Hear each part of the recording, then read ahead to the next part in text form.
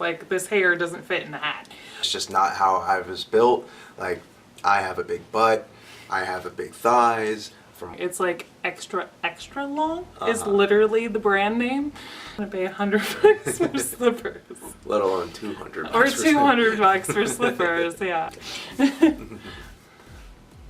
Hi guys, and welcome back to my channel. So this is my friend JB, and we are going to talk about being tall people today and how and where we find our clothes. So.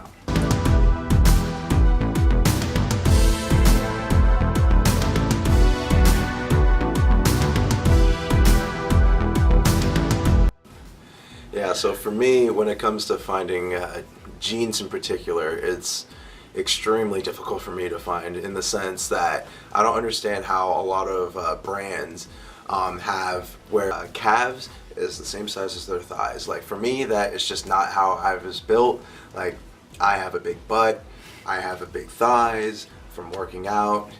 These aren't going to shrink anytime soon. So pretty much the only place that I go to shop for jeans is Macy's, and I ended up finding out that Levi's actually carries a brand where they have like stretch pants, and those have been pretty helpful for me, especially in the thigh region where it's like a little more breathable. I don't shop at Macy's at all. I actually, well, no, I haven't ever tried Macy's, but I may try there. What length do you look for in jeans? Because I know you're tall. My length would be 34. 34. Okay. I'm way above that, so. So I actually shop online distinctively for my jeans. I stopped buying jeans in store. Buckle really is the only one that I'd be able to actually walk into a store and buy jeans, and I have to ask them, oh, can you go to the back and find my jeans? And they're like, oh no, we might have them on the floor. I'm like, you don't. So go to the back and find the 2 pairs that are in my length. And it's not even like extra large or extra long. It's like extra long is literally the brand name. So they bring out the 2 or 3 pairs. I try them on. I usually choose one, and then I go home like $100 later, and yeah, so and I found websites years ago to try on jeans, and once I found my brand size and stuff like that, I've just gone with it. So I went from $100 a pair of jeans to, if on sale and I'm lucky, maybe $20, $30 in a pair of jeans. And because I've been buying from the same company for over 10 years, I know their branding and their sizing, and as long as it's not something that's polyester or way too much spandex or something, right, it'll work. So.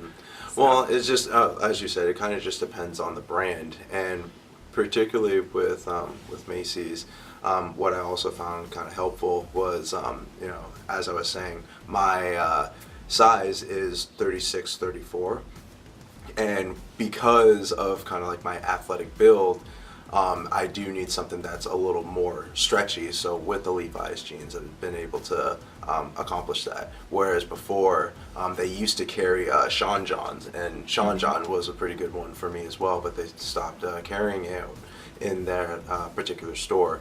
So finding other jeans, or I've even gone to like the like Destination XL, and they wouldn't have that particular combination, and if they did, then it would be like just fine around the waist, but it would be too tight around the thighs, or it would be fine around the thighs, but way too loose in the waist, and it's just having that constant battle. I mean, I've been dealing with that pretty much all my life, honestly. Yeah. But it's even harder now just because of my build, whereas back then it was more proportionate. For shirts and stuff, do you have an easier time finding? Oh yeah.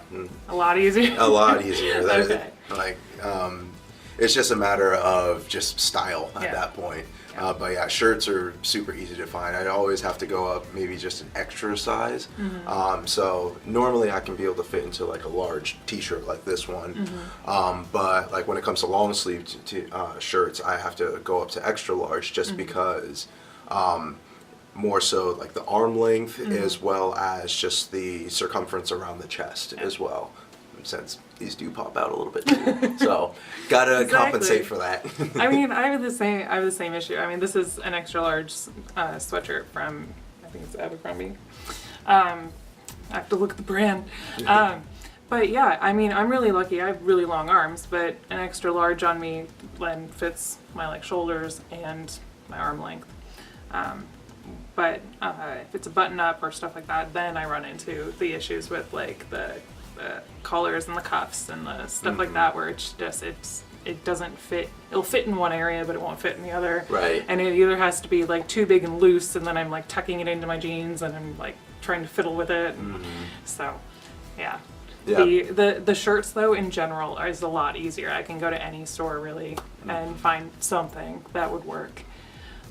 But yeah, jeans. What about shoes? Do you have like easier time finding shoes, or at least for me, I have 2 stores. That's it. Yeah. Now one, because Payless just closed. Oh really? So yeah, I have Nordstrom Rack. Well, so part of it's money. I will only pay Nordstrom Rack prices for things, and I don't buy shoes online because I just don't like the back and forth of you just won't know. I don't have a particular brand of shoes that I wear that I would know how to buy them online. But Nordstrom Rack is where I buy my shoes, literally the only place to buy my shoes. Macy's and Nordstrom do carry my size, but again, it's $100 for a pair of shoes. And if I want slippers, I'm not going to pay $100 for slippers. Let alone $200. Or $200 for slippers, yeah. But yeah, shoes are, I would say it's easier than jeans, but a little bit tougher for shirts in the sense that I do have like flat feet.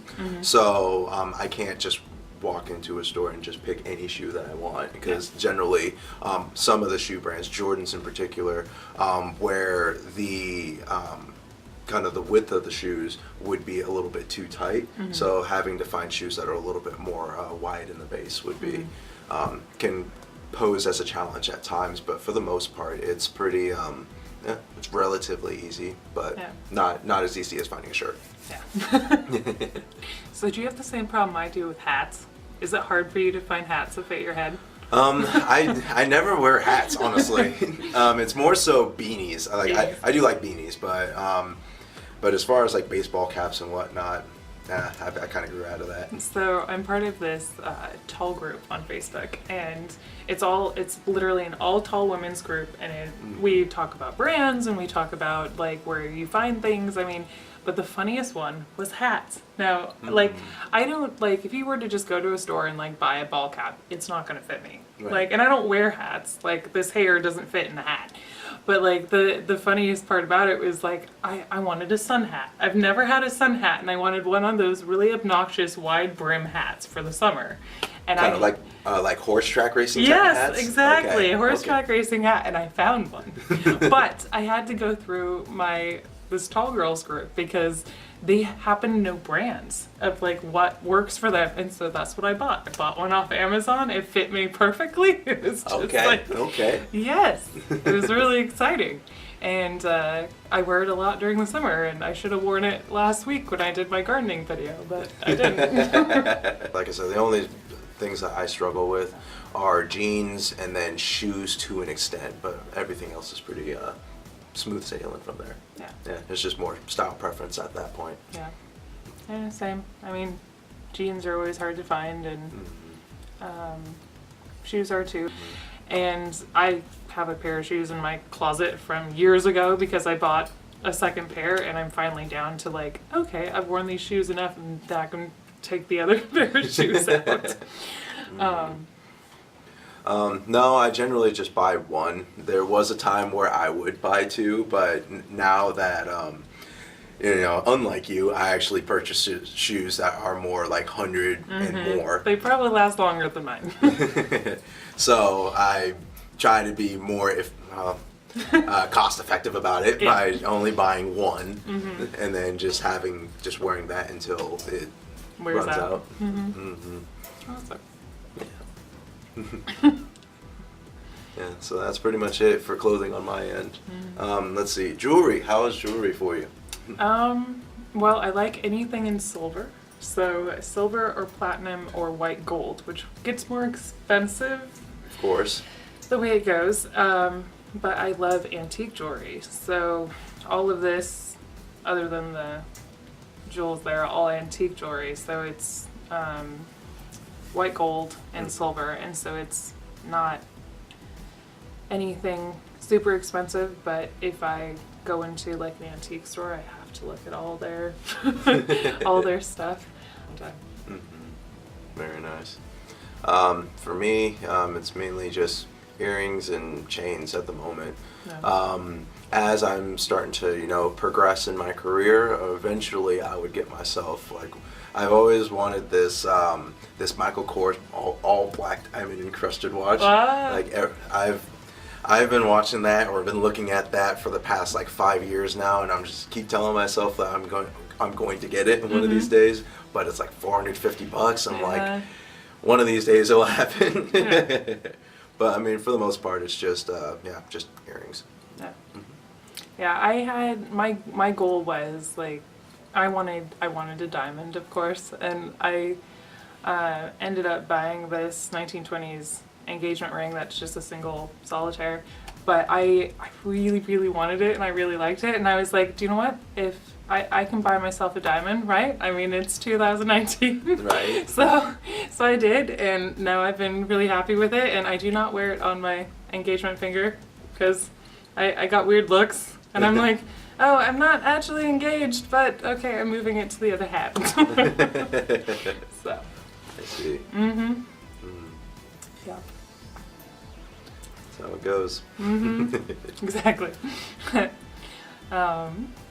Well, I think that's it. I've kind of gotten through all the clothing, so I hope that helps. I'll put a list of all the brands that we recommend in the description.